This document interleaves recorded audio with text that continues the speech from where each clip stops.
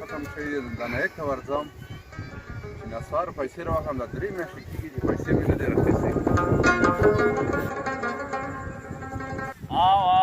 ښه انګور شوي دي داسې انګور شوي انشاءالله چې بس دا ځل چې تیاره راځي در صادرومه یې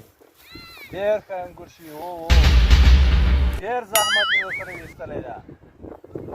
بس دغه تازه میوې دي وچې میوې دي په افغانستان کې راپاتې دي نور صادرات بس چوپ کوه کوئ خدای په امان مخکې ته ښه دی زه نور راپور درکوم یو خو تاسو نه په تنګ شو. السلام علیکم. وعلیکم السلام. جوړ په خیر بخیر یې تازه یې تکړه بیا څه دي نسوار ختم شوي دي پیسې په کار دي یاره یو خو تاسو پښتانه نسوار او نسوار چېرې درته دا 3 میاشتې مې کار کړی دی تنخواه غواړم سوال نه درته کوم دا هیڅ دې سیمه او که ته مې نه یې خو ته مې نه یې خو کار دی سیاست کوې څو پیسې وغواړې څه شي پیسې غواړې د 3 میاشتې تنخواه مې پاتې ده حساب کوو حساب کوو سمه ده تیار یې ښه نو ښه حساب در واخله د میاشتې څو روپۍ در کومه 50,000 په 50 روپۍ معاش کې د ته څه شی کوې په دې پیسو باندې ته څه کوې نو زه جهاد خو پې کوم پیسې مې راکوه تنخواه مې راکوه داسې ده نیغ نیغ کېږي پیسې مې لس راکوه مې درپسې نیولې ده بس ډېر دې راوباسه ټکنالوژي زنده باد ښه ما لس نیولې ده 150 روپۍ ته د ورځې کارت مصرفوې نه پوهېږم د چا سره خبرې کوې ته نه که تا نه مې څه پټوم هلته یو جینۍ سره غږېدم ما وایي چې که جینۍ د هغه هلک وخت تا سره همدغسې لګېږي پوه شوې ډېر د عقل نه کار راخلی وکړه ښه د 500 روپیو نسوار اچوي خدای خبر چې د نسوار ته اچوي که بل چا ته یې ورکوې خیر پرېږده 500 روپیو سګرېټ ووایي نسوار هم اچوي هغه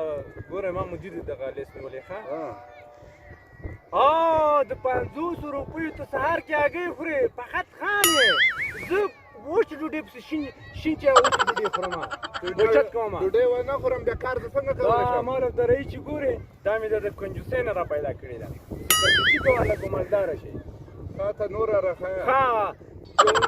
یو نیم سل روپۍ د کار شولې 50 د نسوارو شولې 50 د هګیو شولې 50 د سګرټ 200 روپۍ ته د ورځې مصرف لرې 300 ضرب 30 که څو کېږي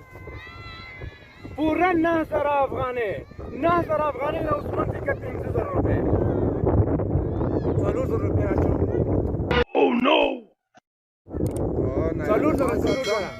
زما بېسرې مې اخلم دغه هغه کې بس هغه نه چېرته په خدای چېرته ځې بسترو ته لاس ور نه وړې دا خلک در باندې را خبرومه در سره به یې کومه بسترې هم در سره به یې کومه بس د کار هېڅ کار هم نه کوم لاندې شي درته وایم بسترو ته لاس ور نه وړې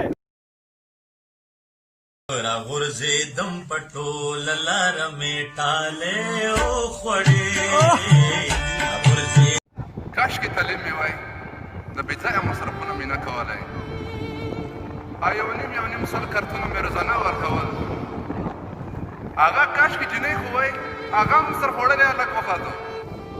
که ما داسې خرچې نه کولې اوس به د نایک په شانتې جایدادونه به وای هر څه به وای دا د نشو د تماشو د یارانو د وجې نه داسې رقم ته بد حال شو